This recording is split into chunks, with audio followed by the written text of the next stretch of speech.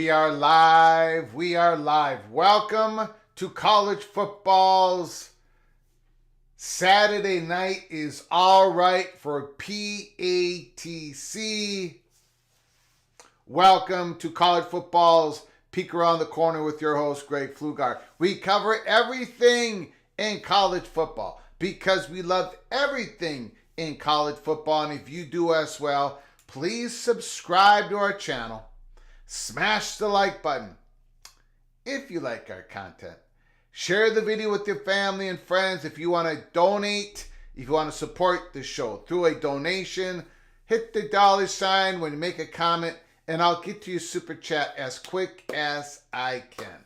Welcome into the studio that sits on the corner of Keith Jackson Parkway and Kurt Gowdy Avenue. Do not be afraid. Do not be afraid to be a legend. And in the chat room or with your phone calls later in the show, I am so happy to do this on a Saturday night. Once again, Saturday night is all right for PATC. We've got we're going all over the place tonight. We're going all over the place tonight. First of all, our spotlight team. Not going to take too much time on it, but our spotlight team tonight for March 23rd, 2024. We're in the spring practice for many teams. We're looking at teams. We're going through the country. Almost every night we're doing a spotlight on one particular team. We're bouncing all over the place. Tonight's going to be the TCU Horned Frogs. So we're going to touch on the TCU Horned Frogs. Later in early summer. We're going to be doing our way too early predictions. We're going to go really drill down on these teams. There's going to be a lot of portal action. Portal action after these spring practices. TCU, I got a feeling that the Horned Frogs are going to be going in the portal. I don't think there's any doubt about it. They're going to be going in the portal looking for a running back. We'll get on to that. Then we're just gonna take a small little look at some early games, about 6 of them. Look at the lines. No, Greg the Heater, and I'm Greg the Heater because I'm 3-0 this year.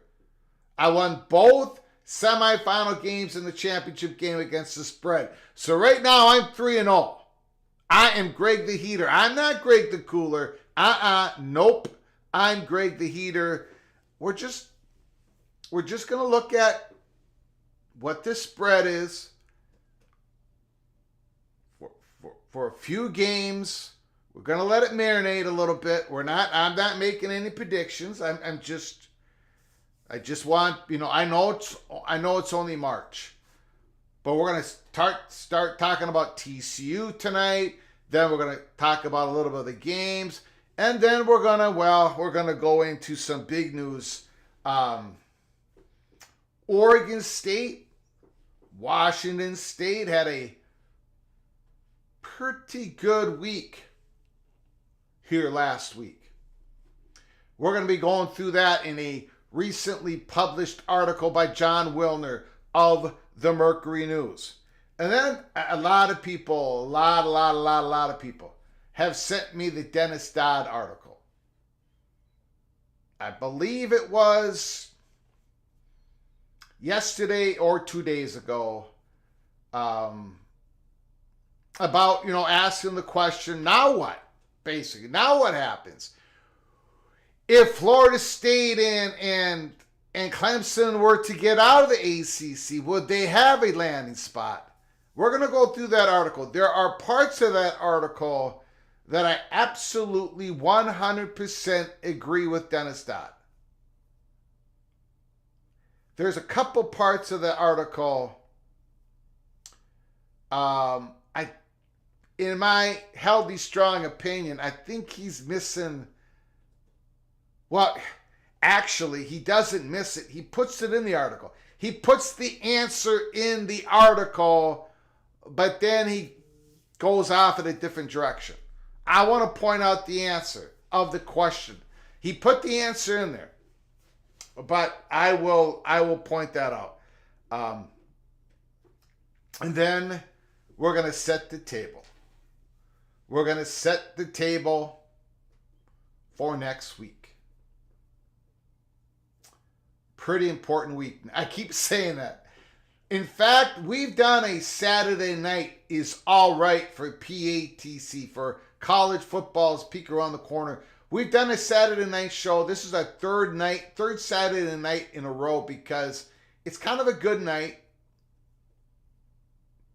I know a lot of people aren't going to be able to watch this show. That's fine, but maybe they catch it tomorrow. But for those who watch it, we're just kind of setting the table for next week. And I've been saying over and over again, next week's really important. Next week's really important. I keep repeating that. Next week is really important. And sure, what happens in Mecklenburg County, obviously, real important. But what happens in Chapel Hill? What happens in Chapel Hill on March 28th? Now, this wasn't planned. The dates of this wasn't planned, but it works out good for North Carolina. It works real good for the chancellor. It works real good for the chairman of the Board of Trustees, John Pryor, that it is on March 28th. I believe 9:30 Eastern time. I might be wrong on the time because it's probably going to happen right after or soon after the decision of Mecklenburg. Maybe we don't have the decision by Thursday by the judge. But we'll see. Anyways, so we've got a lot to get to. Let me thank everybody for coming on in, and then we're gonna get right to it. Chad Pracy is in the house. Richard L., Mr. Colorado Buffalo, the Buckeye, Jared Jones is here. Jeff Jorgensen is here. The Walking Geek is here. Secret Agent. I got the notification. Well, how about that? Something works. Something works. I tell you, the last live show we had, man, everything was going pear-shaped. I hope it doesn't go pear-shaped tonight. I hope it doesn't. Adam is in the house. Jason Ritchie, Tim Bells, Kirk Bender, the Red Raider, Laura Weiss, KS BFN, Rod for Sooners, David Hackett. For the Canes is in the house. Jamie Thornton is here. Mrs. Arkansas Razorback, Carson, James Foster, Michael Drake, Les Austin, T-Ducks, Oregon Ducks, Expedition Greg, Minnesota Seminoles is here. Joe Z, Matthew Carlson, G. Brew, Googly Moogly, John Z, your psychiatrist, your in-laws cat, Sunshine Design. SCSU's in the house. Is that St. Cloud State University? Sunshine Design. Is that St. Cloud State University? Let me know. Immaculate Mr. Hawkeye is in the house. Randy Taylor. G. Brew. Raider Vision is in the house. Zachmach. King Spleen. Rock and Rant. Notifications are working. We got something working.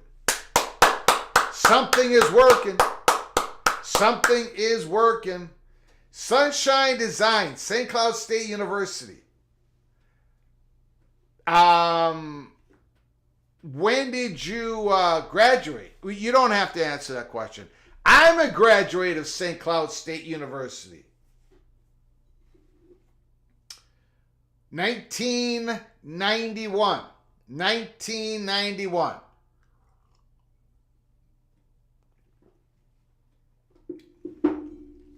John Doe, big week coming. Big week coming. The Buckeyes women are yet again playing for the national championship. Holy smokes. Representing Ohio State University women's hockey in the WCHA. Outstanding. Tony Rodriguez is in the house. Sunshine Design, Wife 91. I might know you. I don't remember anybody from St. Cloud State. I don't. I mean, unless... now, I stayed... Hollenbeck Hall. Hollenbeck Hall is the I don't even know, the gymnasium, where the basketball, the courts. Hollenbeck Hall. We lived in R&B apartments back in 89, 90, 91. It was just me and my guys that I went to high school with, guys that I grew up with. I tell you what, I cannot tell you. Well, I remember one. Okay, let me tell you a little story. We're bringing back college days. There was one person I remember. Now you got to remember, this is before I met my wife, before I got married. I got married in 2002. I met my wife in 2000.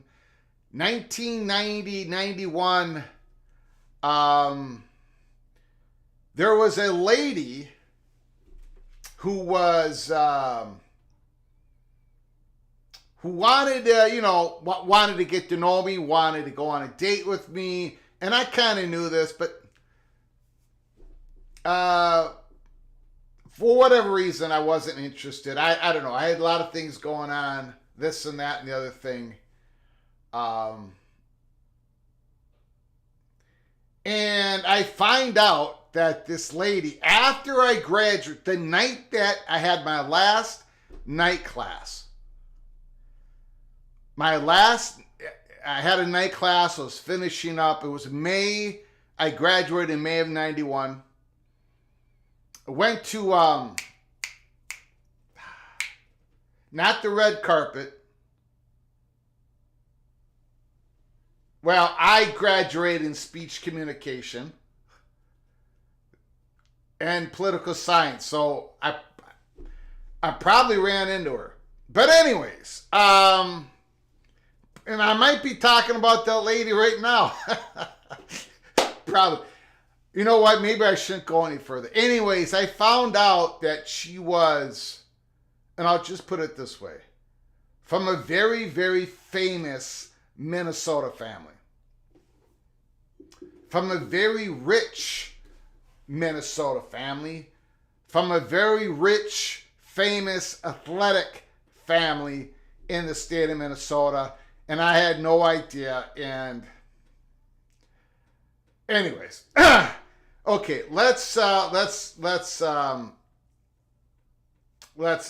on to the, no one wants to hear about my college days. Okay, so let's get to it. First of all, we're going to do the spotlight show on TCU. TCU Horned Frogs. Now, last year went all pear-shaped on them. 2 years ago, they lost to the Big 12 championship game, but we all know they went to the playoffs. They beat Michigan in that wild and crazy game. Max Duggan, all those cats, Sonny Dykes, they went to the championship game and they got blown up with the Georgia Bulldogs, but it was an epic year for the TCU Horned Frogs. Last year went pear-shaped, right? Chandler Morris was supposed to be their starter. He was supposed to be the starter 2 years ago when they went to the playoffs. But he got hurt. Max Duggan came in, who was the starter the previous couple years. Max Duggan was a superstar. TCU goes to the playoffs to the championship game. With Chandler Morris went all pear-shaped. Bad year. Offensive line was not good. The defense just carried over. They weren't all that good in the year that you remember the year that they went to the championship game 2 years ago. They weren't all that good. They had a lot of big comebacks led by the offense. So they fired Joe Gillespie. They fired the defensive coordinator. They brought on Andy Avalos, who was the head coach. Well, actually, about 7 or 8 years ago, Andy Avalos was the linebackers coach of Boise State, then became the defensive coordinator, went off someplace, came back and was the head coach of Boise State. And I don't know what happened there. I can't remember. Was there some sort of, was he having some problems with the players? I remember there was something going on. Because I think he was a head coach for like 2.5 years. I think the second year they did really good. I think they were in double-digit games, whatever. He wasn't a complete bust as a head coach, unless there was some scandal. I can't remember. But anyways, he has come in. Sonny Dykes has hired Avalos to be the defensive coordinator of TCU. They're switching from a 3-3-5 to a 4-man front. Now, a lot of people are going to a 3-3-5. My Gophers, PJ Fleck, will not hire a defensive coordinator that doesn't have a 4-man front in the Big Ten. But Nebraska went to a 3-3-5 with defensive coordinator Tony White And they confused a lot of offenses during last year. We'll see what happens this year.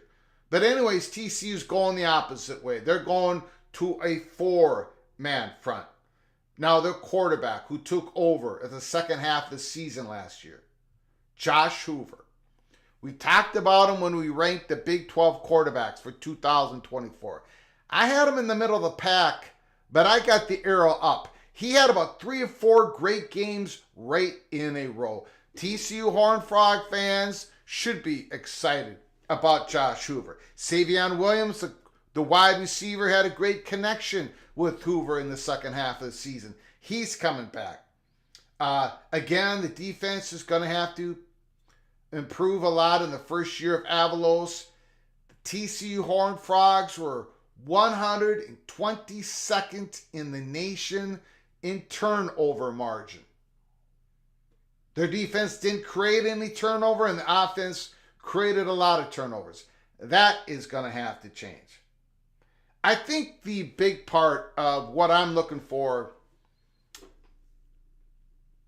is, in the spring camp, Trey Sanders and Cam Cook, the running backs. Cam Cook was the famous high school out of Texas. I don't remember. Round Rock, Texas. Cam Cook was a big-time running back. His senior year, he was brilliant. I remember the recruiting going back and forth. Nobody knew where he was going to go. I watched his tape. He was brilliant. I think he averaged over 8 yards a rush. Something crazy like that. 1,900 yards. I don't remember if he was a high 3, 4-star. I think he was a 4-star. But anyways, I talked about him last year. About this time. Because he was coming in as a true freshman. And he barely played. I don't know if he got nicked up, but he played enough games. I think he played 5 or 6 games. He's a sophomore this year, so he lost a year of eligibility, but he barely carried the ball. He carried it less than 25 times. So I don't know if, now I haven't read any reports. He's still on the team because I checked the roster before I did a spotlight. Cam Cook, I expect him, he's Horned Frog fans in the chat, you might want to correct me, but I expect him to cook this year. And then Trey Sanders, we all know about Trey Sanders. Alabama, TCU was not good. He hasn't lived up to the hype coming out of the high school 4 or 5 years ago. This is his last year. This is his last ride. You have to believe that the TCU Horned Frogs are going to go into the portal right after spring camp. Whatever big time running back is out there, whoever says, I'm not going to get my shot here, looking for a spot, it's got to be. TCU's got to be looking for a running back. In my opinion. TCU Horned Frogs, let me know if you think TCU Horned Frogs are good at the running back position. I don't think so. So that's look, we'll wait for a couple more months to do our way too early predictions for the Big 12 Conference. One thing that TCU has in their favor. Right now I'm looking at the middle of the conference for TCU, but they do have a schedule that I think they can win some games. Look, they're at Utah and they're at Kansas. Where is that? Kansas on September 28th, at Utah on October 19th. But they got the tougher games in Fort Worth.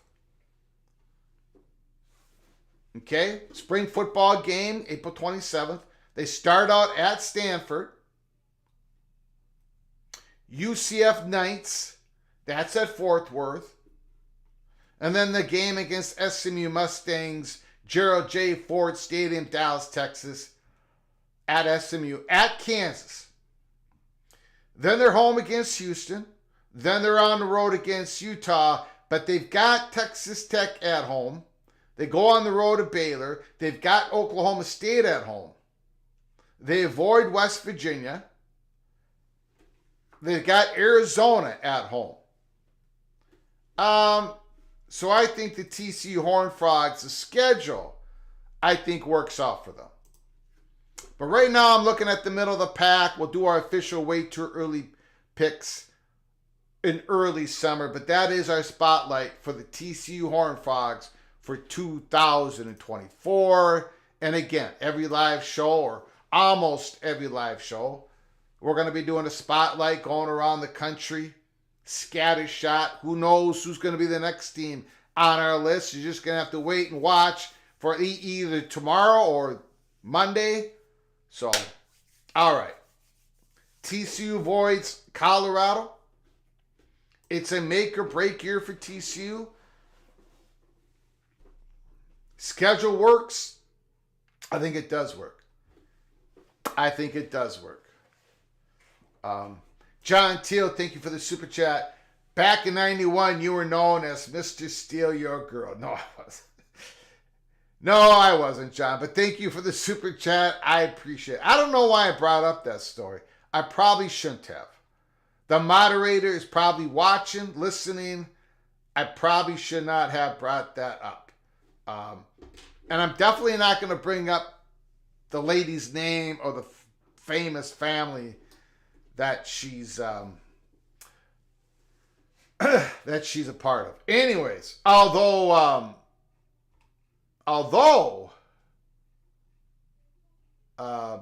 Sunshine Design, if you ask his wife, she probably knows who it is.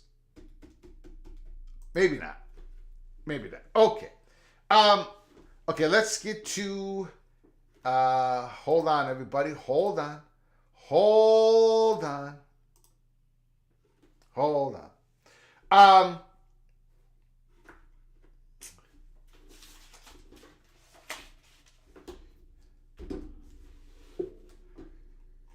Speaking of next year, college football, let's just take a look here. Just take a look at a couple games. We're not making any predictions. We talked about TCU, but we're not doing the way too early Big 12 predictions. And I'm not picking these games against the spread. Although I'm thinking about it. I'm way ahead of the PATC community.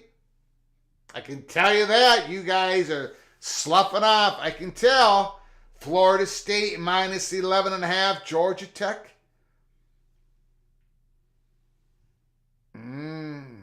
DJ Unguangale, Haynes King. North Dakota State. Colorado, Deion Sanders. Now, I'm telling you, Colorado, you got to be careful in this game. Got to be careful. You're going to be at home. North Dakota State is no joke, as everybody knows. Now, they've been a little down last couple years. No question about it. South Dakota State has taken the mantle as the best FCS program in the country. But North Dakota State is, Colorado's got to be ready to play. They've got to be ready to play. They're only minus 7.5 favorite. Think about that. Richard L., Mr. Colorado Buffalo in the chat. And North Dakota State's going to be tricky. So keep an eye on that. So two very interesting games. Now that Georgia Tech Florida State game, that's in Dublin, Ireland, correct? Am I correct on that? I think they played Dublin, Ireland.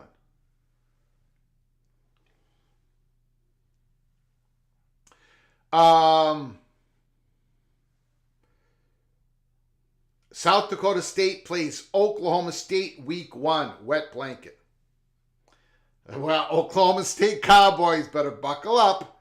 I'm just saying, in 2019, I was at the game. Minnesota Golden Gophers versus South Dakota State. And the Gophers were losing the whole game. And they won at the end. They scored a couple touchdowns. Finally, the Jackrabbits wore down a little bit. But South Dakota State had the Gophers confused the whole game. I'm still upset about it. It's 5 years later and the Gophers won that game. And I'm still upset about it. What's South Dakota State's head coach name? Why can't I remember? Hold on a second. They're just incredibly well coached. What am I doing here? Jimmy Rogers. I wanted to say Jimmy Nelson. Jimmy Rogers, who came from the defensive side of the ball, defensive coordinator. I'm telling you, for an now they're the best FCS program, but South Dakota State Jackrabbits defense is so confusing. They do all these sort of stunts. They fill them with the linebackers. They're doing all these things. They confuse the quarterback. I'm sure, Mike Gundy's got a very experienced quarterback, so I think they'll be okay. But South Dakota State, North Dakota State, very tough outs, very tough games first week of the season. Then, Notre Dame, Texas A&M, and holy smokes. Did you guys see the news today? Did you see the news today? You see the news today about quarterback for Notre Dame?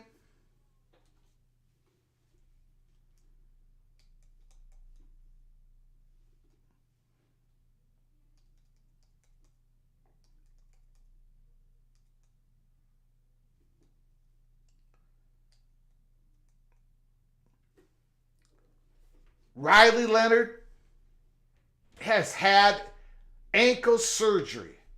Again, it's that ankle. I think he just had it yesterday, today. So, Riley Leonard, the transfer from Duke, he had it last year. He had that ankle injury, right? Clemson, I don't know if it was the game. I'm not sure when it happened, but he had it going into the Notre Dame game, and he was trying to protect that ankle. And Duke was beating Notre Dame, and he was doing a good job of making plays with his feet, but still protecting his ankle. And then there was a mad rush. He kind of tried to split the seams at the line of scrimmage, and he got face masked, and his head jerked around. And, of course, his feet weren't prepared, and bam, that ankle just got destroyed. And now Notre Dame, they went after him. Great quarterback. So, Angeli and Minchie, Steve Angeli and Kenny Minchie, quarterback 2 and 3, going to be battling them out. They might need him. They might need Steve Angeli or Kenny Minchie to be the quarterback, Notre Dame, this year. Now they have that great big-time quarterback. I don't know, was he a 5-star? CJ Carr? He's a true freshman, so I don't think he's going to be in the mix. I was thinking that whoever did not get that QB2 job behind Riley Leonard was going to go into the portal. Either Steve Angeli or Kenny Minchie. I've been talking about Angeli. I've been talking about him for months. He's an I think he's a Jersey kid, or I think he's from Jersey, Maryland maybe. I thought maybe he'd go in the portal, go back out east, but that hasn't happened. He's going to battle it off for QB2. Anyways, Notre Dame, Texas A&M. Riley Leonard, today the news came, ankle surgery. Now, they expect him to be back for August camp, but we shall see. Clemson, Georgia. Man, is this a tough game for Clemson to start out with. Holy smokes. Carson Beck, who should be, in my opinion, the chalk right now for the Heisman. You heard that right. Carson Beck's season last year was so much better. I think, even though that was his first year being a starting quarterback, Carson Beck was so outstanding for a great team. I think he even flew under the radar, if that's even possible. But we're going to get into the Heisman odds here in a second, because he should be number one, but he's not. According to FanDuel, he is not number one. LSU, USC. Oh, Miller Moss versus Nussmeier. USC's getting 6.5 points. 6.5 points. Is that enough? Is that enough? LSU got new defensive coordinator from Missouri. Is that enough? 6.5 points. That over and under is 66.5. 66.5. Texas, Michigan. At the Big House. The Wolverines plus 2.5. I don't have any problem with that line. In fact, I don't want to tip my hand here, but I would take the Longhorns right now. For what I know right now, I would take the Longhorns and give Michigan 2.5 points. Now, they lost their two big-time receivers, the Longhorns. But we all know Michigan lost a ton. New head coach. The Heisman has Quinn Ewers, FanDuel, as the favorite. Well, Beck is right with them. Excuse me. Beck is right with them. Carson Beck, I would have the favorite. Dylan Gabriel, Oregon. Will Howard, the Buckeyes. Nico, Tennessee. Just that little bit that he played in the bowl game. 5-star recruit, but I mean, look, he's incredible. You can tell. I mean, but isn't this just a little too early for the Nico hype? Just a little too early. And then Jalen Milroe. The person that is missing on this list is Travion Henderson of the Ohio State Buckeyes. He should be on this list, in my opinion. Okay, so we've talked football. We've talked TCU. They're the spotlight team of March 23rd, 2024. Just went through a few games. Looked at the line. Josie, fight on. Ryan Brooks says the Nuss bus would drive all over the Trojans. As you know, Ryan, I gotta see more. We'll find out a lot about Nussmeier in that game, right? We'll find out. Sunshine Design. Wife's name is Dana. You are in the clear. Well, I did not give the woman's name out. I didn't give her. I'll say this. Her first name is Mary. And I'm not giving the last. No way. Anyways. Okay. John Wilner puts out an article this evening talking about the pretty good week that Washington State and Oregon State had. Man, but they've got a lot of decisions to make, man. They have a lot of big time decisions to make. And is the timing going to play right for them? The Cougars and the Beavers? The ACC implosion, does it happen quick enough? Pac-12 business affairs inside a wild and lucrative 8 days for Washington State and Oregon State. The Pac-2 schools improved their long-haul financial situation immensely. March 15th. Now, John Wilner, I do not quite go through the whole article. There's a link provided in the description.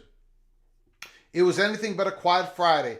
A late morning media report sent shockwaves through Pullman and Corvallis. The college football playoffs revenue distribution model, which allocated varying amounts to the conferences, had regulated Washington State and Oregon State to fourth-rate status. The two schools were treated as independents and reportedly assigned annual shares of $360,000 each for the 6 years of the contract. That was just 20% of the 1.8 million shares negotiated for each group of 5 school. Think Boise State, Tulane, Akron, and it was roughly 95% less than the amount of Washington State and Oregon State collect currently as members of the Pac-12. This while every other FBS school would receive a substantial increase in CFP revenue from the new $1.3 billion annual deal with ESPN. Multiple industry sources were aghast at the treatment of the two schools. Meanwhile, the semifinals of the Pac-12 tournament was scheduled for that evening, with Arizona facing Oregon and Washington State playing Colorado. The financial outlook for Washington State and Oregon State on the court, somewhat gloomy. Victories by the top-seeded Wildcats and second-seeded Cougars likely would result in the conference sending only those two teams to the NCAA tournament, with each March Madness game carrying a value of $2 million in future revenue. The semifinal pairing suggested 2 bids for the conference, and therefore just $4 million in guaranteed cash for the Pac-2 schools. But on March 17th, by Friday night, the on-court outlook had improved dramatically, with victories by Colorado and Oregon pushing the Pac-12 closer to additional berths. When the brackets were revealed on Selection Sunday, the conference had secured 4 bids, the maximum available under the circumstances. Oregon claimed the automatic bid by winning the tournament, while Colorado joined Arizona and Washington State in the at-large field, albeit barely. The Buffaloes were the third-to-last team voted into the event. Even if all 4 schools lost their NCAA openers, the Pac-12 would have 4 units at $2 million each. The Cougars and the Beavers were now guaranteed $8 million in future revenue. March 19th, a double dose of good news arrived Tuesday. First, the college football playoff revenue distribution model was finalized, and presto! It featured larger shares for Washington State and Oregon State. Substantially larger shares. In fact, instead of just the $360,000 per school per year for the 6 years, Cougars and Beavers would collect $3.6 million annually for the first 3 years of the contract. Double than what the G5 schools get. 2006, 2007, 2028. Now, what's interesting, exactly what was said in the private discussions between Pac-12 Commissioner Teresa Gould and her colleagues remains a mystery. but the end result was a tenfold increase for the Cougars and Beavers during the first half of the contract term. The distributions for the final 3 years are unknown. Maybe they're not just unknown to us, but to everybody. Who knows? But what caused? What did Teresa Gould say? How did this happen? How did it go from $360,000 to $3.6 million? I don't know. I do not know. It remains a mystery. Was this the payback for the Pac-2, Washington State and Oregon State, to acquiesce on the model change from 6+6 to 5+7? It very well could be. But going back to the article, but an increase in CFP revenue wasn't the only encouraging development Tuesday for Washington State and Oregon State. Thunderous news. Thunderous news. Surface in the ACC, where Clemson filed a lawsuit against the conference in an attempt to invalidate the grant of rights contract holding the ACC together. The lawsuit came 3 months after the ACC's other football powerhouse, Florida State, initiated legal proceedings against the conference. The lawsuits make different claims, but the end goal is the same. The Tigers and Seminoles want to obliterate the ACC's contract so they can pursue membership in the SEC or Big Ten. And anything that creates more realignment at the power conference level is good news for the Cougars and Beavers. If the ACC dissolves, Cal and Stanford, which are scheduled to enter the conference this summer, might be forced to join Washington State and Oregon State in rebuilding the Pac-12. If the ACC dissolves, the Big 12 might become a receptacle for all schools that don't gain membership in the Big Ten of the SEC. So what John Wilden is saying is, maybe if ACC dissolves, Washington State and Oregon State, now they start rebuilding the Pac-12 with some Mountain West schools, and they can bring California, Stanford in. Or maybe they just get picked up by the Big 12. Who knows? We don't know yet. If the ACC dissolves, the top football schools in every conference could form a super league of 24, 32 teams and leave everyone else behind, thus placing Washington State and Oregon State on the same level as dozens of second-tier football schools that are currently in the ACC, Big 12, Big 10, and SEC. That's not going to happen, John Wilder. Not for the next 5 or 6 years, anyways. Uncertainty over the structure of the sport is the building block of the Pac-2 strategy. Remain as flexible as possible for as long as possible, in case everything crumbles and opportunities surface. And that is the crux, isn't it? That is, they got it. It's all about, life is all about timing. But this is all about timing, especially for Oregon State and Washington State. When does the ACC crumble? Does it crumble quick enough? They're going to have to start building this Pac-12 conference up at some point. And one of the reasons is spelled out here in John Wilder's article. March 21-22, the start of March Madness brought more good news for the Cougars and Beavers, as all 4 Pac-12 teams won their first round games. Add Colorado's victory in the first 4, and the conference was guaranteed at least 9 games. With each game equaling $2 million over the course of the 6-year payout window, the Pac-2 schools were suddenly staring at an $18 million in guaranteed cash, a huge uptick from the situation as it stood prior to the semifinals of the Pac-12 tournament. Everything this has been a beautiful last 5 or 6 days. for the Washington Cougars and the Oregon State Beavers.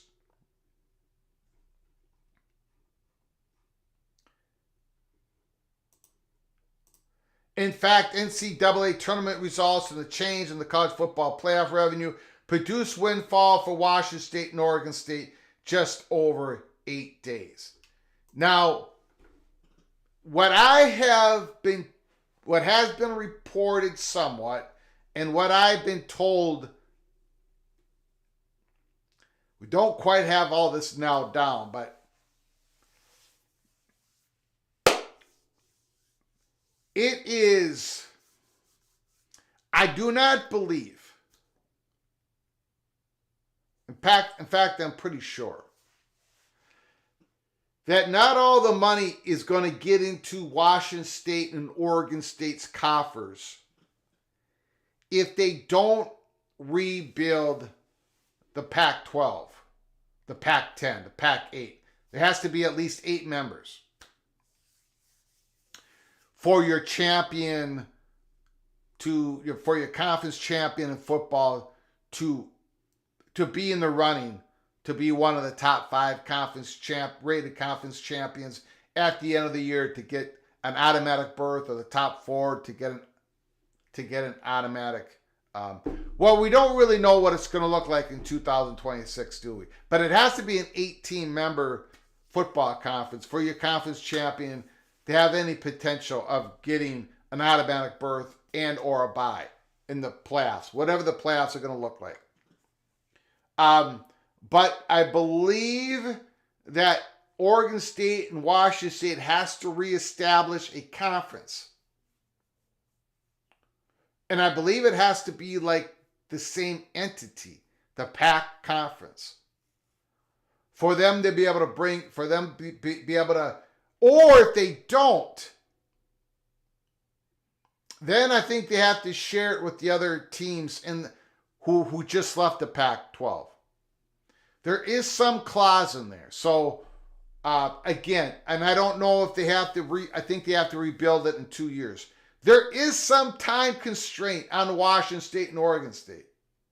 But yet, they want to remain, as John Wildner said, they want to remain as flexible as possible for as long as possible, because they're watching what's going on in Mecklenburg County this coming week, Leon County, April 9th, what's going on in Pickens County in the state of South Carolina, and they're keeping an eye on Chapel Hill. So anyway, I wanted to bring that story up that was just published probably about 15 minutes before we came on live. There's a link in the description. You can read the whole article. We did not go through the whole article. But a good week for Washington State and Oregon State. A much needed good week. But they've got a lot of big decisions to make. And we'll see what happens. Okay. Now we're going to get to the main story of Saturday night is all right for PATC. It's the Dennis Dodd article. A lot of people have been asking my take on it. So I said, okay, we're just going to go do another Saturday night show, because if we waited a couple more days, the story gets kind of old. But I've had a lot of private messages asking me, great. What do you think, Dennis Dodd article? Because there's some of it in there, he completely nails it. Some of it,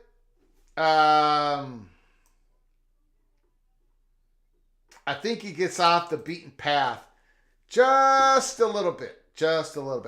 Okay, first of all, I want to thank Jamie Thornton for gifting a membership. Holy smokes. Thank you so much, Mrs. Arkansas Razorback. Your incredible generosity. Gifting a membership. Jamie, you are hereby knighted cloak and dagger once again. Thank you so much, Jamie. I do appreciate it. And let's see who was the person who became, it was Congo. It was Congo. Congo, you are hereby Cloak and Dagger once again. Knighted Cloak and Dagger. Congratulations. And I see you've been kind enough to give Jamie a big thank you. Thank you, Jamie. I appreciate it. I appreciate it so very much. Dennis Dodd, let's get to it. And then we'll open up the phone lines. You can talk about what have you heard about your team here in spring practice. What do you think is going to happen this week? We're going to set the table. After we go through the Dennis Dodd article, then we're going to set the table. We're going to give you some important dates to look at throughout the week. Dennis Dodd. And then what? And then what? Plans for Florida State Clemson remain unclear if rivals successfully exit the ACC. 2 ACC giants are exploring an exit from the league, but what could happen afterwards remains a mystery. This was yesterday, March 22nd. Florida State is exploring a potential ACC exit was a curious move. After all, should the school even find a way to skirt around the conference's grant of rights agreement, there's not a clear path to wrangle itself into a higher payday in the SEC or the Big Ten. Insiders do not believe adding Florida State to one of those conferences makes much sense financially, despite the program's strong brand. The Seminoles by themselves are not worth messing with the $60 million being handed out in revenue to the SEC schools, nor the $75 million getting paid out to Big Ten institutions. Well,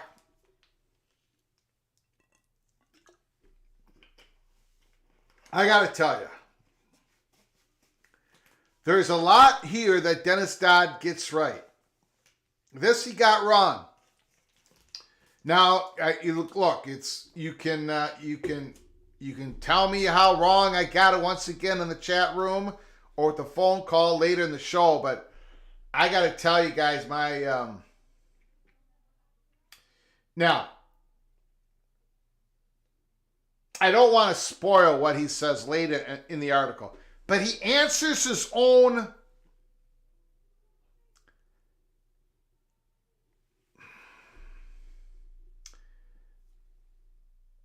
Would Florida State Seminoles get the $60 million handed out in revenue by the SEC schools? Would they get a full share? Well, in the SEC contract, in the new contract that starts July 1st, 2024, there's a pro rata clause. Now, that doesn't necessarily mean Florida State will see the whole $60 million. It doesn't. It only means that ESPN will pay the SEC the pro rata. In other words, Florida State's another mouth to feed when it comes to other certain revenue distribution in the SEC. So maybe they don't get the $60 million. Maybe they get $40 million. And then maybe Florida State doesn't get the $75 million from the Big Ten. And maybe they get the same, maybe they have to come in as the same discount as Washington and Oregon. I don't want to, there's a paragraph that I got highlighted in this article in which Dennis Dodd answers his own question. But I don't think he realizes it. Or it goes against what he's saying here, I should say.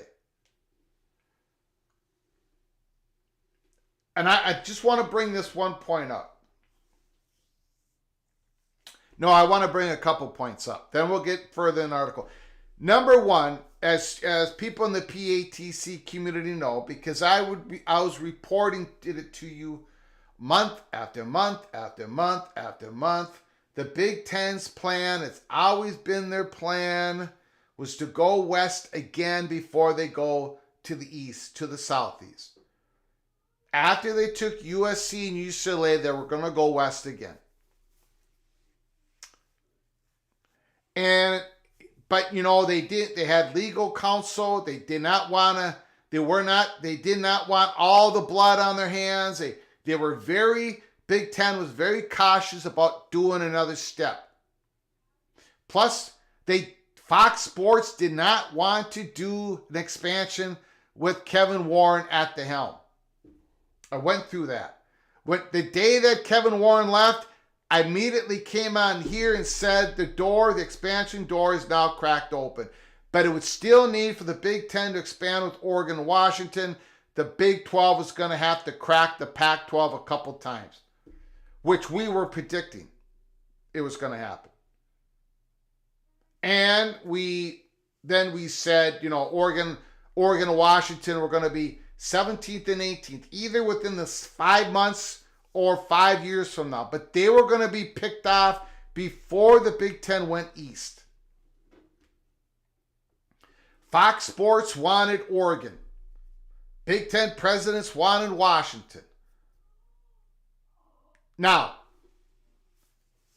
there was a couple issues. First of all, the media market was tight. It's still tight.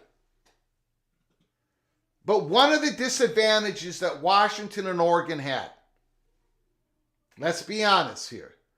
One of the disadvantages that Washington and Oregon had then versus Florida State and Clemson, or let's just say Florida State for now. Let's not confuse it. One of the disadvantages Oregon and Washington had then versus what Florida State has now, if Florida State was able to get out of the grant of rights, if there was some settlement, is Washington and Oregon did not have any other bidders. In other words, the Big Ten did not perceive, the Big Ten did not perceive the SEC to be a threat to take Oregon and Washington. Not because Oregon and Washington is not valuable brands, because they are, but the SEC wasn't interested. That was Big Ten's perception, and they were correct. One of the leverage points that USC had was they could have at least attempted and could have been partially successful somewhat for a short time to build some sort of independent football program coming out of the Pac-12. That was one leverage point that they were threatening with the Big Ten. It wasn't much, but there was at least a little bit. But Washington and Oregon did not have this. They did not have a feeding frenzy for them. The Big Ten wanted them. Fox Sports wanted them. But they could have waited. But they came in as a discount. Washington and Oregon came as a discount. And history is going to be very kind to them on their decision. Because they're in the Big Ten. And you're already seeing the playoff distribution. They're already making more than they would have had if they stayed in the Pac-12 by far already. But the thing with Florida State is the Big Ten is going to perceive that the SEC is going to play some defense. The SEC is going to at least perceive that the Big Ten is going to play some offense. There is going to be a feeding frenzy. Now, it doesn't mean that Florida State's going to get the whole loaf, but Florida State's going to come in at a half loaf, 3/4 loaves. They just are. And let me get into the article, and we'll talk about it more then. But insiders do not believe adding Florida State to one of those conferences make much sense financially. This has been the Big Ten's plan for a very long time. They've been following their plan for a very long time. 13 and 14, Big Ten school, 13 and 14 was always going to be in the East. They would have loved North Carolina, Virginia, but they couldn't get them. They took Rutgers and Maryland. They had to have Maryland. If they wouldn't have gotten Maryland, they would have said, we're not going 13 and 14 at this time. But they were able to get Maryland, and then Rutgers came along. The point of it is, 13 and 14 was always going to be East. 15, 16, 17, 18 was always going to go West. And I talked about it on my Twitter account for years. And now they're going to go to the Southeast. So Florida State becomes available. North Carolina, Virginia, Miami. The Big Ten's going to get they're going to get into the Southeast. And of course, it makes sense financially for the Big Ten. Absolutely. And it makes sense for the SEC to play at least some defense. Of course it does. Back to the article. That discussion has not only changed, but Clemson joining its conference rival and filing a lawsuit against the ACC this week, challenging the grant of rights, has given new life to another potential round of realignment. Florida State and Clemson are a dynamic duo that could potentially trigger another shakeup across college sports landscape. If the Noles and Tigers are deemed unworthy of the Big Ten and SEC membership, perhaps even the Big 12 will show interest. Well, the problem with that is, yes, of course the Big 12 is going to show interest. But if ESPN and Fox have enough interest in Clemson and Florida State to pay them $30 or $40 million to get in the Big 12, they're going to be willing to do that to get them into the SEC of the Big Ten, and the Florida State and Clemson are going to take those options. So this part, to me, doesn't make any sense, logically. Now, I do think the Big 12 is going to be able to eat at some point to increase the value of the conference. But in my strongly held opinion, it ain't going to be the Noles or the Tigers. It doesn't make sense. In December, I wrote, Dennis Dodd, that Florida State extricating itself from the ACC felt like a 5 to 10 year process. Now you could perhaps move up that timeline, up a bit. Since there are two saber-rattling schools challenging the league, it only seems a matter of time before the three sides come to a negotiated resolution in the 9-figure range. I agree with that. Florida State and Clemson feel they can, at worst, buy their way out of the current ESPN media rights deal that runs through 2036. The penalty to leave the conference would probably be little less than $572 million. It's clear Florida State and Clemson don't want to be in the ACC. The three parties will coexist, but they won't like it. Now the attention turns to whether the conference's financials can withstand the heat in the long term, as league has countersued both schools. Both schools must officially leave the ACC before talks can begin with another conference.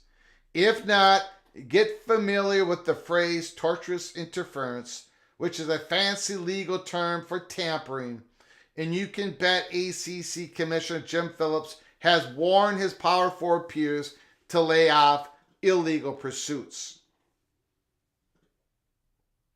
How far does this go without a clear direction for the insurgents? Sources told CBS Sports there is way too much credit being given to boosters and presidents and regents and trustees who are fueling this movement. The assumption is, however, is that they know what they are doing. Perhaps they don't, though. It's one thing to get out of the ACC.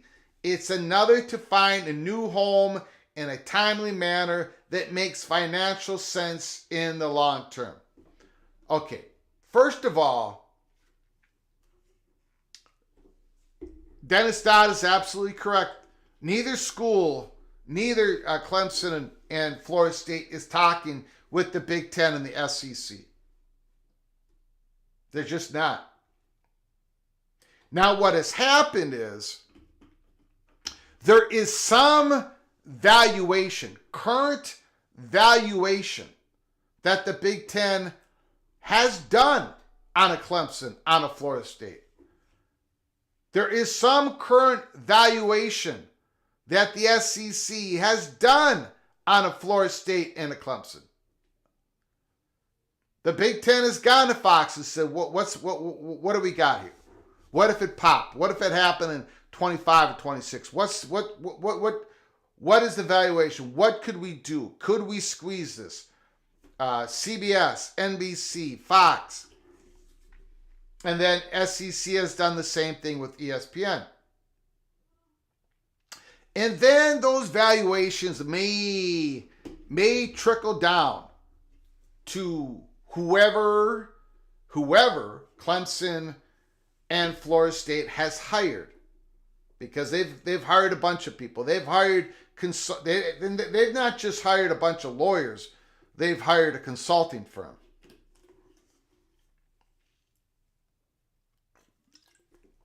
So they know, they might have a good sense what the current valuation is prior to a possible feeding frenzy competition in the marketplace.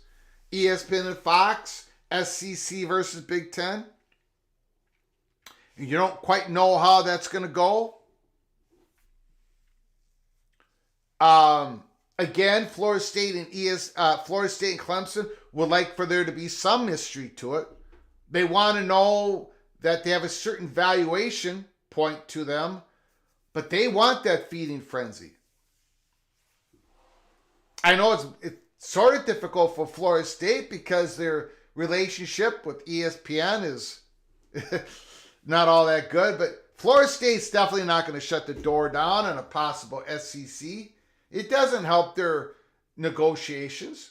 Clemson would like to seem like there could be a possible Big Ten school. They're not going to close the door on anything.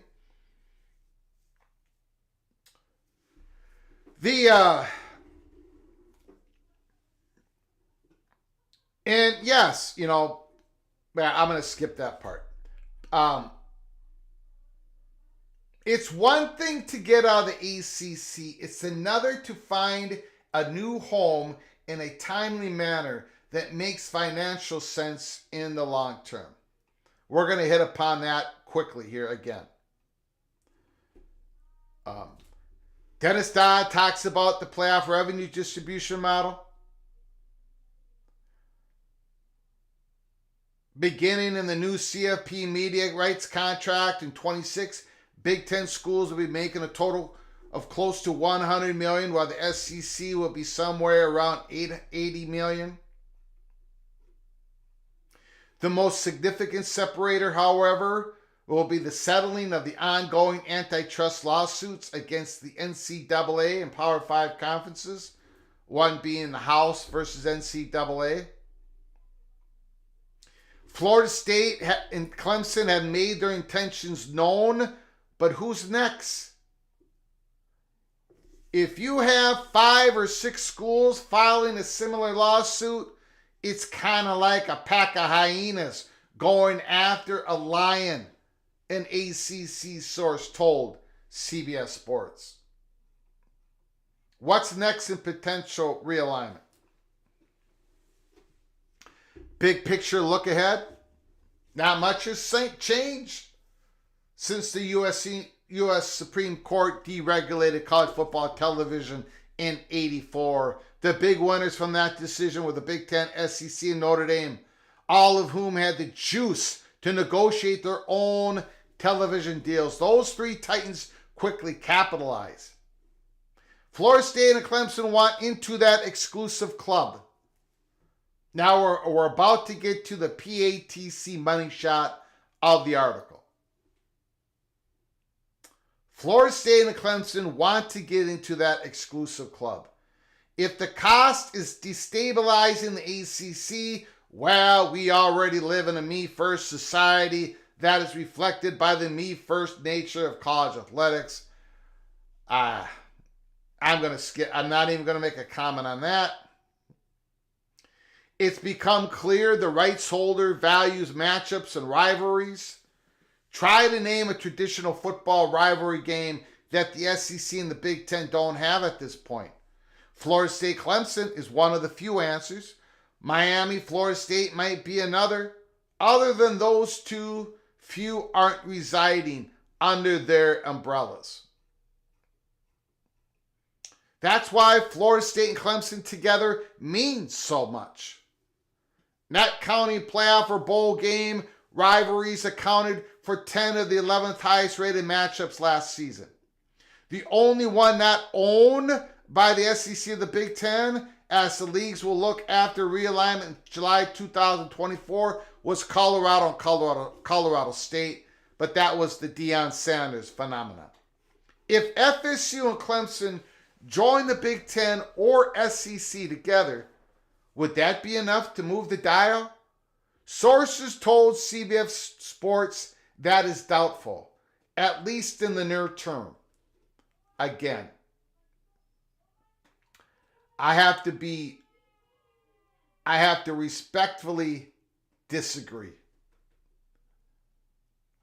And we're going to get to it here, why that is.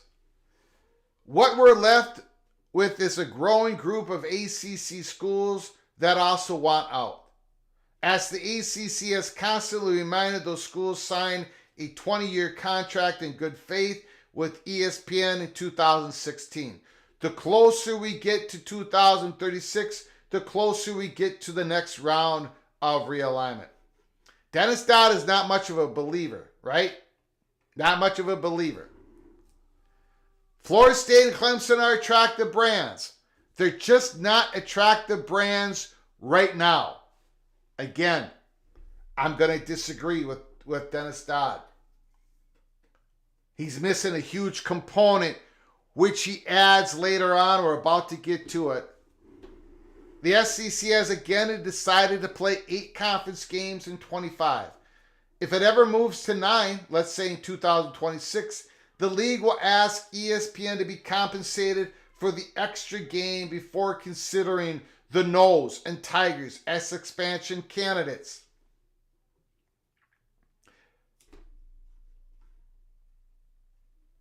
And we know about all this. The AAU issue. Florida State and Clemson are not AAU schools, which may or may not be a deal breaker for the Big Ten. The league crowed about adding Nebraska from the elite academic club in 2011. A month later, Nebraska became the first AAU school century plus history to be kicked out later. It was more than a month, but I get the point. Who could be next? If the Noles and Tigers extricate themselves, the aforementioned hyenas will likely follow, with compelling legal blueprints challenging the grant of rights emerging. Other ACC schools are guaranteed to be watching these proceedings closely. North Carolina would be high on any list, perhaps even ahead of Florida State and Clemson. The UNC brand is the most recognizable in sports. It was highly desired when Jim Delaney was the Big Ten commissioner, as we have told the stories before here at Peek Around the Corner.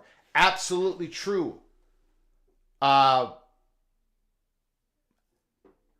lay of the land has changed in North Carolina over the last, I would say, 18 months, even before Mike Gusowich was basically pushed out and became Michigan State's new president.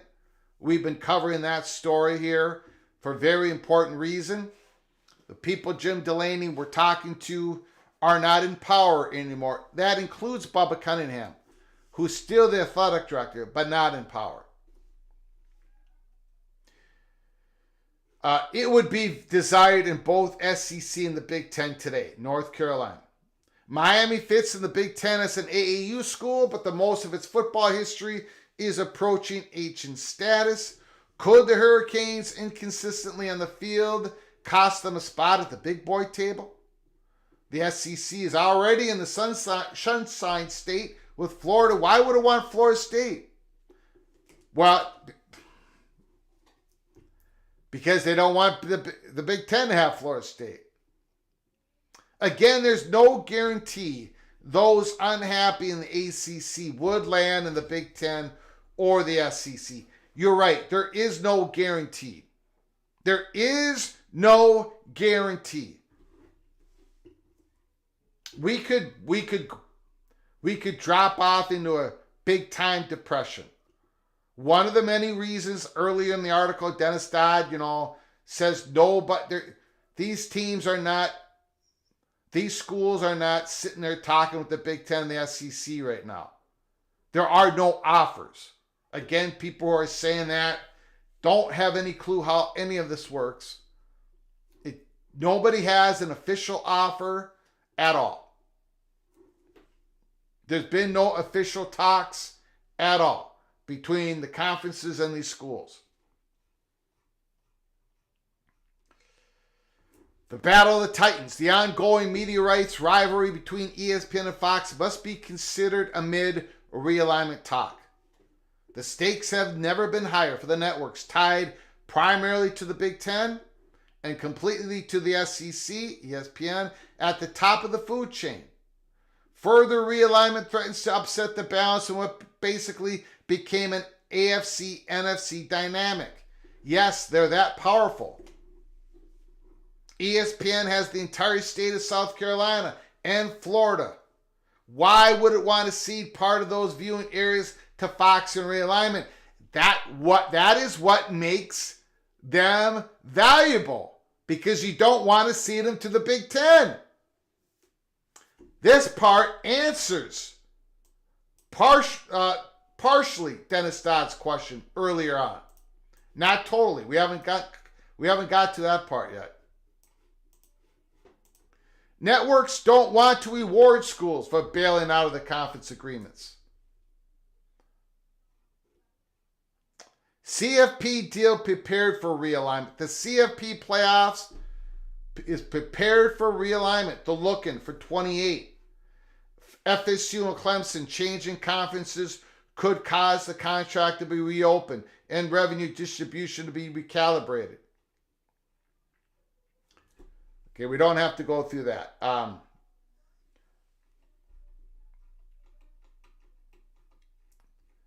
Okay,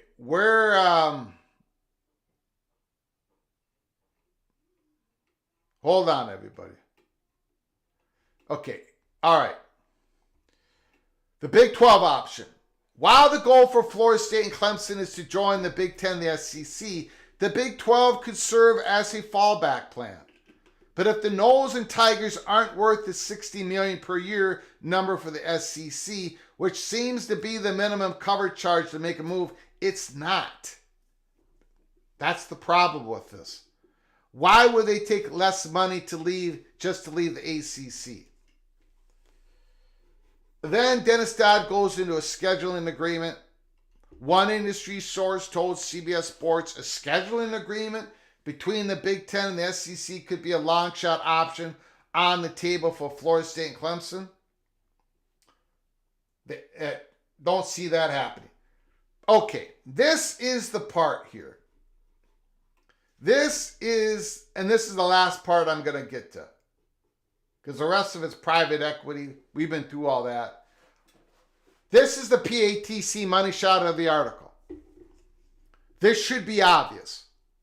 Florida State and Clemson are searching for more than just relevancy. They want to make a move that provides financial security for decades.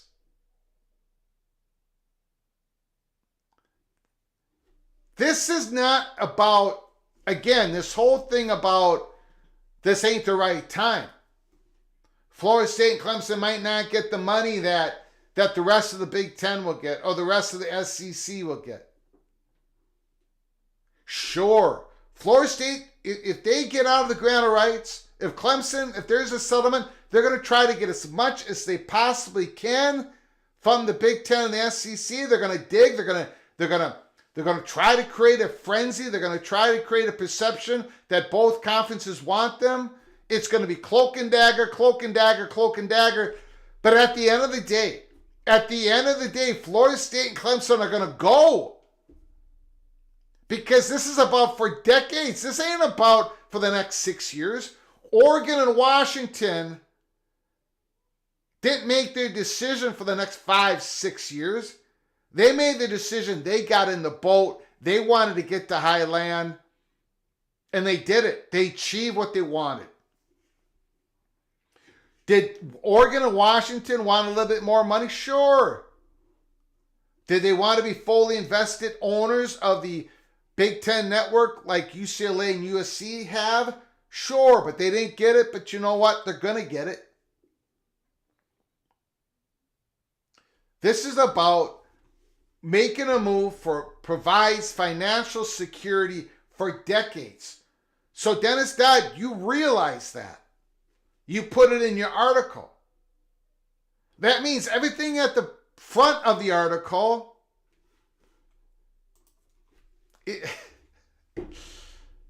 they're valuable enough to come in as a discount.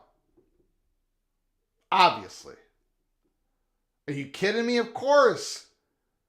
And then they're going to be in a conference in which, when that conference redo their media rights 6 years from now, Florida State and Clemson are going to pocket as much money as every SEC school and Big Ten school. That is their goal. And you know what? The Big Ten, of course, wants into the Southeast. Everyone is, okay, people are too hung up on timing. Oregon and Washington, when all this stuff was going on, Oregon and Washington met with the Big Ten in Washington, D.C., in New York City at the USC and UCLA. They knew they were not getting in at that time. They knew it. But they wanted to have those conversations. The Gore was coming up in the Pac-12, right? Just in case things changed, and they did. And they came in as a discount. Florida State and Clemson will at least come in as a discount. Maybe, probably more. We'll see what happens. We'll see what happens with the media market. We don't know if it's going to loosen up. Or we don't know if ESPN, the NBA deal, there's so many things we don't know. But we do know this. If the opportunity arises, the Big Ten's going to land in the Southeast. And they're not going to wait. They're not going to say, well, Florida State just released themselves from the grant of rights. Florida State the timing ain't right. The time is... Fox Sports doesn't really want to get in the state of Florida. Of course they do. The Big Ten Network, Seminole fans. Of course they do. Well, Florida State's not AAU. That may or may not. What? What are we talking about? The last three... Jim Delaney said AAU first, but not only. Those were his exact words.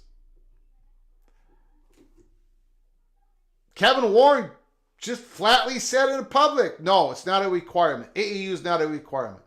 Why would, again, I'm gonna ask this question to every single college football reporter out there. Why would a private club hold the veto pin for the Big Ten? It makes no sense. What the Big Ten wants is large research universities. Healthy, growing research universities to collaborate with other research universities in the Big Ten to grab more of those federal dollars. Look at, we showed it in a live show a week ago. Look at Florida State's research in, I lost my mind, R&D expenditures. Go look at them from 2013 to 2022. Look at that growth from Florida State. Research and development. More than Nebraska. More than Oregon. Yes, the Florida State not having AAU status is not going to stop them from sitting across the table from the Big Ten. Just now, they might go to the SEC. They might get a bit better deal right off the gate. And maybe Florida State, who knows? But I think a lot of people are...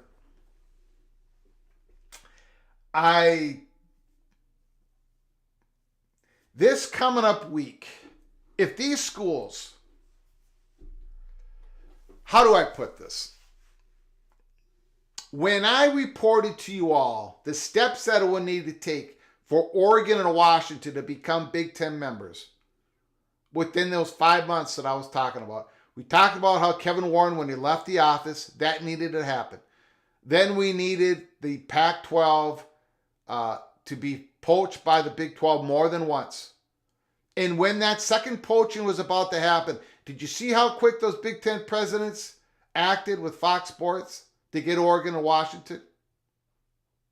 Because they were doing cost-benefit analysis on Oregon and Washington for months. They had meetings with Oregon and Washington. Again, as I said, New York City, Washington.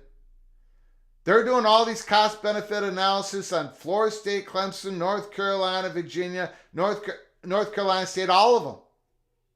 They have a current valuations on all of them. And if Florida State, if it's announced tomorrow, late or Monday, if it's announced out of nowhere, if things go pear-shaped for the ACC in Mecklenburg County and Florida State gets out at $240 million, $200 million, take your number. You don't think the SEC and the Big Ten are going to be in deep conversations with Florida State within the next 72 hours? Of course. 72 hours after Florida State makes that financial deal with the ACC. Anyways, those are my strongly held opinion based on everything we know at Peek Around the Corner. Let me get to your comments. We're going to open up the phone lines. And let me say this.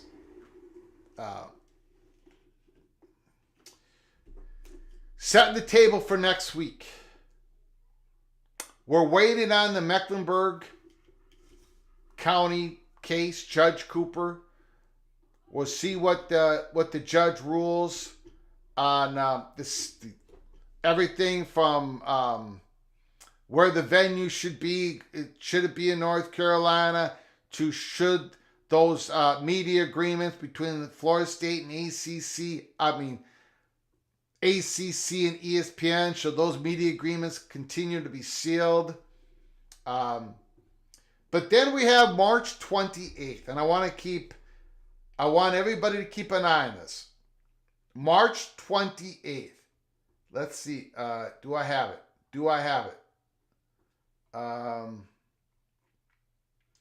I may not have it. That's too bad. That's fine. March 28th, North Carolina Board of Trustees meeting is Wednesday and Thursday. March 27th, March 28th. But March 28th, I think, is the day you want to keep an eye on. John Breyer, the North Carolina chair of the Board of Trustees, is going to be doing a talk. And the interim president is going to be doing the talk. That's on the second day of the 2-day meeting. So March 28th. So we got a couple big days ahead of us this week. Hopefully the ruling coming out of Mecklenburg County and North Carolina Board of Trustees meeting coming up the 27th and 28th. Okay, let me get to your...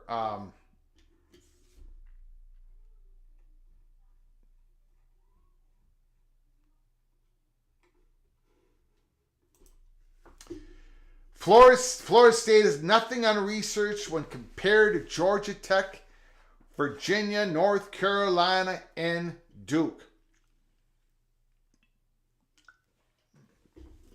Well, especially Duke, Georgia Tech, and North Carolina. Virginia Tech actually does more research and development expenditure dollars than Virginia. But yes, no question about that. No question about that. You are correct. When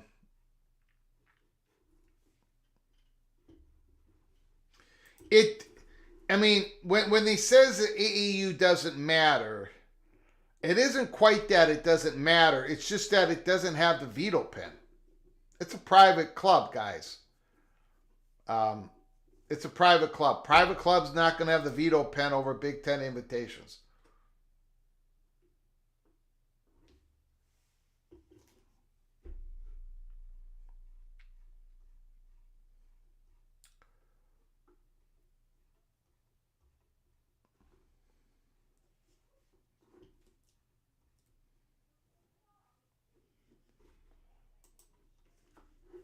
Mireya Hernandez Garcia Flugar, the moderator, is in the chat. Okay, so we're going to go ahead, open up the phone line, 763-260-1333, 763-260-1333. Give us a call if you want to talk about your football team, what's going on in spring practice. Riley Leonard, Notre Dame's QB1, the transfer from Duke, just had surgery on his ankle. And Jelly versus Minchie, possibly, who knows what's going to happen at Notre Dame. That's a big development. Is that ankle going to be okay by the start of the year? Give us a call, talk about your team and in spring practice. How's it going? I can tell you about the Gophers. They had their first practice in which the media could watch them. Call from Rob. I'm sorry, did not get your name? It's Rob. Okay, the floor is yours. I was curious what you thought if ESPN had influence and input with Jim Phillips negotiating buyouts for Clemson, Florida State, and other ACC schools. Do you think ESPN has it? Do I think ESPN has influence? Yes, I think. Yeah. So if that's true, I mean, I think the same thing. I mean, Sankey's a competitive person. Wouldn't it be logical to think the buyouts would be more favorable if they went to the SEC? I mean, I get it. People are saying there's no way FSU to the SEC because of what happened, but that's emotion talking. Yeah, I'm not saying no way. I have not shut the door. I think it's I think it's a favorite that Florida State goes to Big Ten, but no way have I ever said the door's shut on that. I agree with you. I mean, you're the expert. I'm not. But I'm not an expert. I will tell you this. We've mentioned it before. Before the court cases were filed, right? I said here at Peek Around the Corner, the more ESPN plays a part in this, if they become the invisible hand in the implosion, that gives the ability for the SEC, for Sankey, to be able to eat first, second, maybe first, second, third, maybe first, second, third, fourth. Just for the reasons you gave, right? If ESPN plays this invisible hand behind cloak and dagger, toxic Jim Phillips, trying to say, okay, if these teams, if these programs, universities give up this much of money, the other ACC programs can take that money.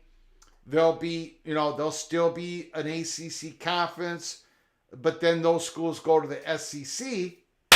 Bam, right? But one more thing, and I'll let you have the floor. But then you had Florida State, filing, and then you had ESPN filing back. And what they said about Florida State and the lawyers, I don't know, it might have gotten too deep to where It's going to be more difficult to bring Florida State in the SEC, but I don't think it's impossible. But I also don't think we should be totally naive. Those cuts, they cut pretty deep right now between ESPN and Florida State. But go ahead, sir. I mean, I get it that the SEC and the Big Ten are working together now, but when it comes down to it, they're competing against each other. And I think it's logical that Sankey's upset that the Big Ten's got a more lucrative deal. If you look at it for this millennium, SEC's got 7 teams with titles. Big Ten's got 3, same as ACC. I don't think the Big Ten has a more lucrative deal. Right now they do. In a few years they do. But going forward, I think the SEC might have a little bit more lucrative deal. The point is, we really, really don't know, because the SEC, when they did that tier 1, when they took the tier 1 deal, when they, CBS doesn't have the SEC's tier 1 package anymore. ESPN has that. It was reported that it was going to be over $300 million. Then it was reported it's going to be in the high $300 million just for one game every week during the season, the top game, plus a handful of games. There was a little bit more to it, but we don't know what the number really is. Plus, then they added Oklahoma and Texas. We really don't know what the total that total media deal is for the SEC schools, but it's enormous, and I think they're going to be even above the Big Ten 4 or 5 years from now. But then the Big Ten has their new media contract coming up. So, last question, if you'll take one more, and then I'll let somebody else call in. What is Jim Phillips' strategy? I mean, he's dead. It feels like he's dead man walking, and just people who are getting off the ship in the rowboats, he's shooting at them. I mean, what is his strategy? Go down like Blockbuster? I wonder, I don't know the answer to this, but I wonder if he's had conversations with like a Wake Forest and a Boston College, Syracuse. And I wonder if they've got a number. If they've got a number that they would cut a deal. Like, if there was 4 ACC schools leaving and they all had to cut a $250 million check, is $1 billion, is that enough for the remaining schools? Has Jim Phillips had any conversations with any ACC schools on a certain number? I don't know if he has or not. I mean, it seems like he'd have to. It seems like those schools would sit there and say, okay, yeah, take something now or wait till later and maybe get nothing. It doesn't, I don't know. I mean, there's a lot of money involved, and it seems like it's a heck of a gamble to take nothing or to risk nothing. But anyway, appreciate your time. Yeah, excellent I appreciate show. it. Call again, sir. Thank you. Yep, thank you. You got it. Beautiful. Beautiful call to start it off.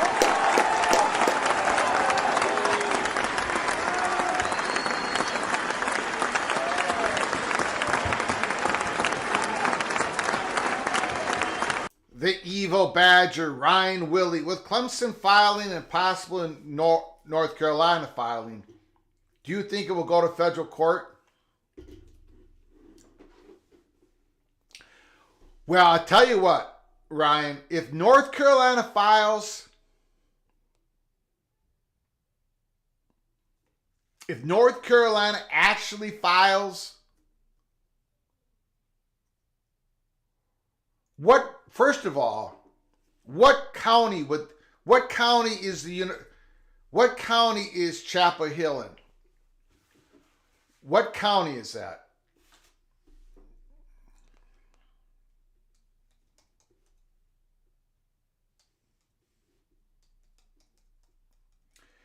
But I will say this. If North Carolina actually files,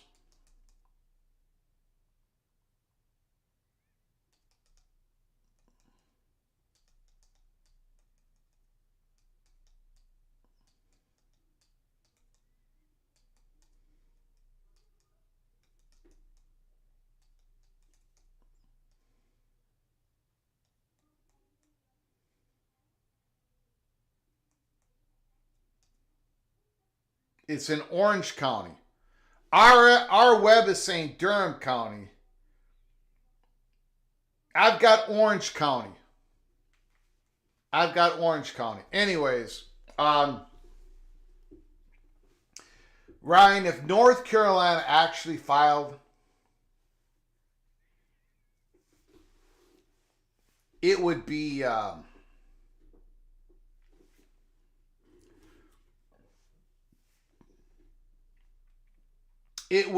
just a nuclear bomb going off.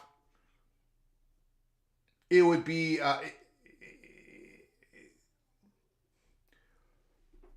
it would have such an effect on everything. I think it would blow away Jim Phillips. I think just that happening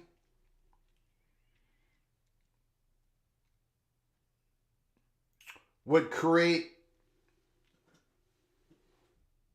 a wave that I think would be very difficult to even figure out what was going to happen after that.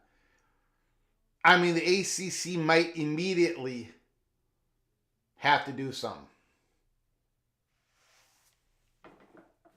And it sounds like that the Board of Trustees, John Pryor, really like the argument of Clemson. They are holding Clemson's hand at the stage in the Holy Smokes Theater.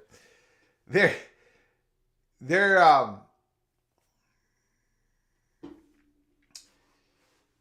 think North Carolina likes what Clemson wrote. North Carolina, I think, would at least would want the ACC to be more transparent. But let's see what happens on March 28th in Chapel Hill, the Board of Trustees in North Carolina. Let's see if what is said. It sounds like they're going to speak on it. Sounds like the North Carolina Board of Trustees is going to speak on this ACC situation. Now, I don't think it's going to be like what we heard, what was it, the summer of 23 when the Board of Trustees, Florida State, when they talked, or it was the spring, summer. That was incredible. And then they pulled the trigger on December 22nd, 2023. I don't think it's going to be like that, but they're going to speak on it. But I appreciate the super chat, Mr. Ryan Willie. Thank you so much. Appreciate your continued generosity to this channel. Gopher, Tough Tony. Your Huskies came up short, but Goldie dodged Boston College. Yeah, Boston College. So they're not playing Boston College, huh? All right. Who are they playing? Who are the Gophers playing? Let me know. I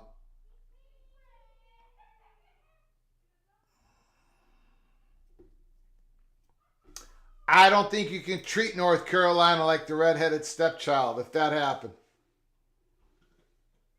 I think that would be an impossibility. North Carolina State's in Wake County. Well, that's the thing now. If North Carolina filed, what would North Carolina State do? I mean, we talked about it. We talked about it on Friday, March 15th on a live show. I said, there is no more risk. Really, there isn't. Expect fireworks soon. And then Clemson did it 4 days later. The risk it keeps lowering and lowering for these schools to pull the trigger. Call from JD. JD, Mr. Seminole is on the line. The floor is yours. How you doing, sir? How's your Saturday? Doing well. It's going fine. How about yours? Doing good. Is there any steam, anything going on? What do the Seminoles think about what could happen later this week in Mecklenburg County? No different than anybody else. I was actually going to ask you some questions, and the biggest one is, how secure is Jim Phillips' job status? Because how quickly North Carolina went to a place that some of the other schools hadn't gone to yet.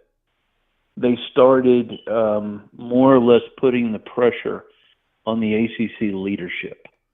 You follow me? Yeah. Like, the ACC leadership in the bottom tier schools are leading the cause, and they're not working in the best interest of all the universities. We never had to get here.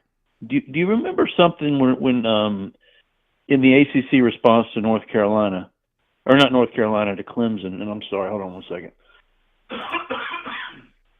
Ate some spicy food, and all of a sudden my voice is starting to crack a little bit. That's all right. But I should have had another drink before it called. But anyway, they had said something to the referencing that Clemson had talked about negotiating with the ACC. Had talked about, hey, in other words, the ACC was saying that they thought Clemson was agreeing to negotiate and try not to take this to court. You know what I'm talking about? Mm-hmm. Yep. I'm sure they're probably leaving out a lot. There were some articles written a few months ago talking about, the ACC might be willing to negotiate, let some teams out. I even saw some numbers of like 275, 280 million. And I think this was before the lawsuit. But they're talking about like 2032. So I'm curious if the ACC was telling some of these schools, oh, no, we'll let you out before 2036.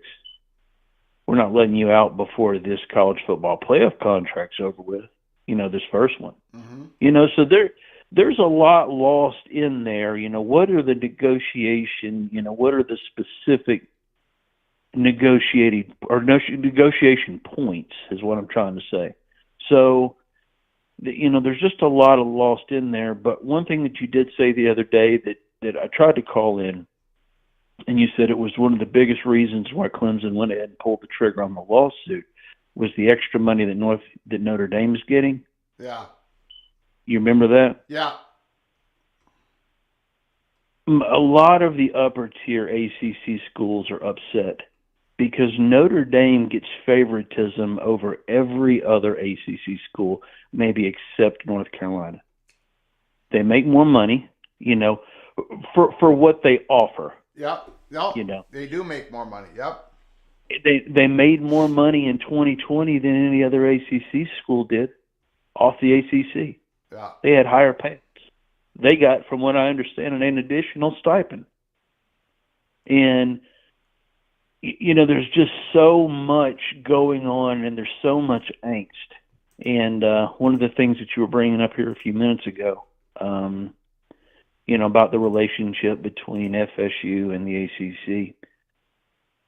FSU went personal in the lawsuit and in the amendments. They did that on purpose. One is, I don't know if it was just because of the snub or other things that have happened, or they went personal to try to force the ACC to want to settle. Because in theory, the ACC could decide, we don't want to give you a GOR buyout. Yep. And then that becomes a whole nother aspect. I think FSU wanted this to get a little toxic enough that the ACC just basically says, we don't want anything to do with you either, And at least we can get to a number, because that's what all this is about. We just got to get to a number. Nobody wants this marriage to continue. Yeah. I Would think, you agree with that? yeah, I do. I think it's a little bit more than getting to a number.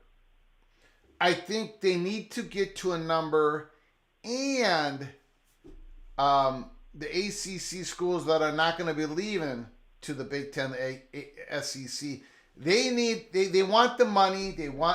There's a number there, but they also want security. I think they want to know that there's still going to be an ACC. That's why they went out and grabbed the California, Stanford, and SMU. And that's why they're going to do it again if they need to, right before all this settlement happens. I think that's going to be part of the security. They're going to want some sort of security. Like,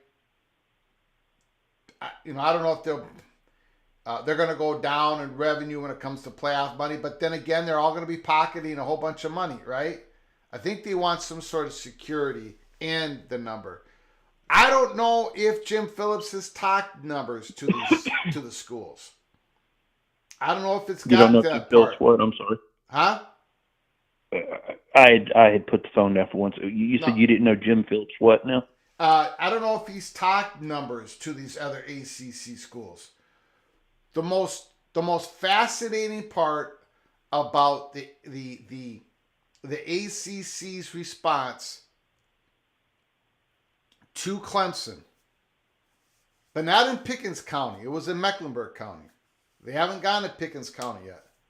The ACC's response in Mecklenburg County to Clemson was they brought up that they were looking for a business solution with Clemson, and that Clemson wanted confidentiality, that Clemson wanted protections, that the ACC would sue them, and ACC was documenting this.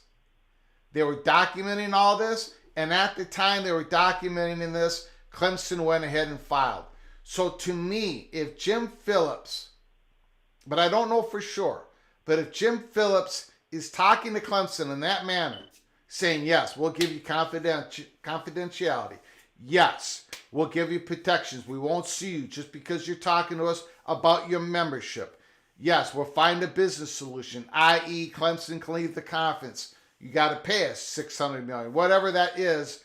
But during all this that Jim Phillips is doing this, documenting this, you would think they would have talked to some of the ACC schools about this, a Wake Forest, a Boston College. But I'm not sure they have. And JD, my question to you is Clemson the only school that the ACC has had these conversations with about, yeah, we'll give you protection, confidentiality, let's talk about a solution? Do you think they had those same conversations with the Florida State? Probably not. Are they having those conversations right now with North Carolina? I don't know. I would say so. I would. No. It just depends on if the schools are really wanting to go. I mean, you can hear by the vote tallies there were 3 schools, either 3 or 4 schools, that didn't vote for the authorization to the lawsuit against FSU, as far as the January 12th vote. Mm-hmm. So we don't know. We don't know if it's 3. We don't know if it's 4. And so you're going to assume Clemson says they're one of the ones. Obviously, FSU wasn't one of the ones because they didn't get to vote. And then, and of course, they wouldn't vote to sue themselves. And then, you assume the other one's North Carolina. Yeah. We don't know. My question is, people keep talking about Virginia might be the next to file. Well, how can they be the next to file when their president is one of the ones that's the lead on suing these universities, these other universities? How can he? What's the Virginia's president? What is his name? Yeah, James Ryan, Jim Ryan. Yeah. I mean, he's one of the ones that's he chair of the board of directors of the ACC. He's the one that's authorizing the lawsuits against these other universities and working on some of the legal aspects of it. How can he turn around while he's working on these lawsuits, turn around and then sue the ACC? I would assume that would be a conflict of interest when you're working on the lawsuits and you're privy to all the conversations that are going on. Who's saying that he's the next to file?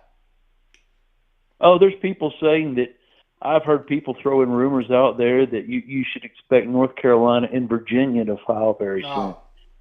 How's Virginia going to file pretty soon? I'm just assuming he would have to resign his role in all this before they could file, or maybe even recuse himself from the process. I don't know how all that works. Maybe a lawyer could call in and tell me I'm totally off base, and that's fine. But it's like being a lawyer. That you're privy to confidential conversations, and then you recuse yourself, but then you go in on the other side and you sue and you use the information you had in your lawsuit. I mean, that's just not ethical. Yeah. So, but one of the things that the judge was making mention of or was alluding to on Friday caught my attention. It seemed that he was implying, or let me rephrase that. He was skeptical that the ACC's vote to circle back to authorize the original filing. He seemed really skeptical about that. It still may not he still might not dismiss the case, and he might just decide that he wants to merge all the cases in North Carolina anyway. Yeah. And he finds a mechanism to be able to do that. Yeah. But because he seemed really skeptical of the ACC's process, if this ever did go to trial in front of him, I'm curious how he would view Jim Phillips' unilateral decision in 2021 to make a material change without a league vote. That's a great point. That's a great point. That's the part that really sticks out to me. It seems like, I mean, it's obvious in the case that he had really done his homework before all this happened. Obviously, judges do that. But it seemed like that's the direction he was going. When he was talking about the ACC could be in danger of losing millions of dollars, I just still think that 2021 option, if that gets invalidated or something happens where, I don't know the legal process, but to me that's the weak point. It's the weak point that we alluded to before, that ACC probably won't get extended past 2026 football season. I still think the 2021 date is the part that's in jeopardy. That's me. Mm-hmm. But anyway, I'm going to get off. My voice is cracking here. I got a little choked up a minute ago. Sorry. But that's okay. Thank you, Mr. Seminole. Appreciate it, JD. Hey, thanks. Have a good night. Beautiful.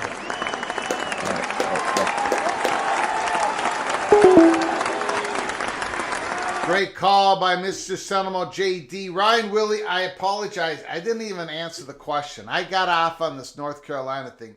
With Clemson filing, possible North Carolina filing, do you think it will go to a federal court?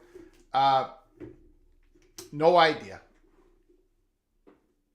No idea. I mean, we'll see what happens in Leon County. That happens April 9th.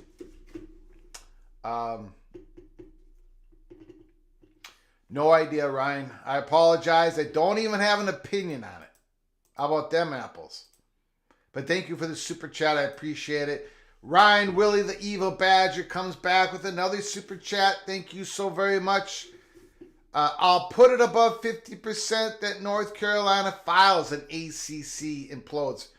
If North Carolina files, I mean, if they file before we really know where all this is heading in Leon County and Mecklenburg County, again, March 28th is a big day because we believe that the chairman of the board, John Pryor, is going to talk about this. The Board of Trustees meeting in Chapel Hill, North Carolina, March 28th, the second of the 2-day meeting. Now, it may happen March 27th, but that's not how it's scheduled. John Pryor is talking on the 28th, and so is the interim president later in the meeting.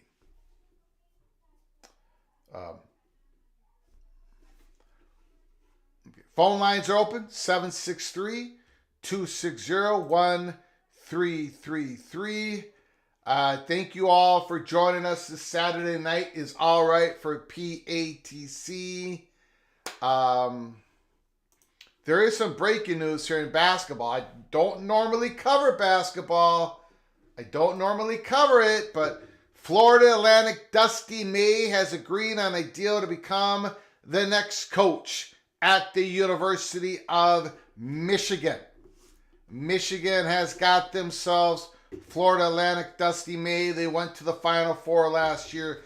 Breaking news. Pete Thamel, ESPN.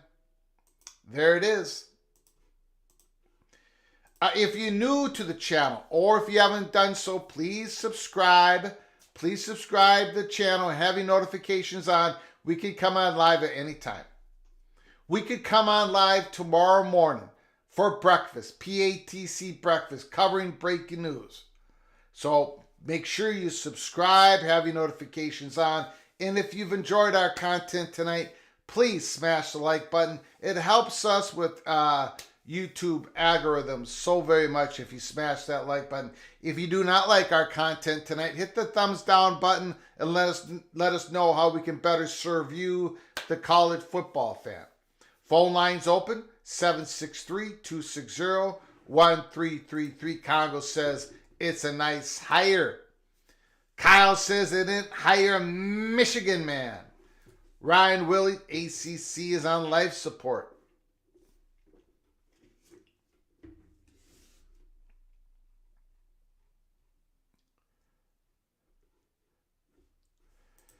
Patrick, Jim Phillips, as JD said, Jim Phillips extended the contract, extended the deadline, not so much the contract, but extended ESPN's deadline to be able to make a decision if they were going to continue distributing ACC's content from 2027 and beyond.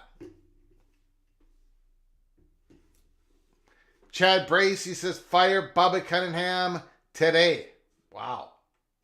Wow, they are all out to get Bubba Cunningham. Holy smokes. Gonna play Omaha. Omaha's a tough team.